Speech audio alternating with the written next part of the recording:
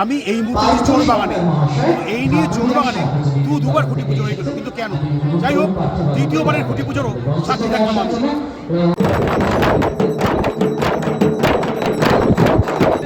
উপস্থিত সকল অতিথিবৃন্দদেরকে এবং সকল আমাদের এই পথ চলা আরো সুদৃঢ় হওয়ার হৃদয়, এই কামনা নিয়ে 91তম বর্ষের চোর বাগান সার্বজনীন আদালত।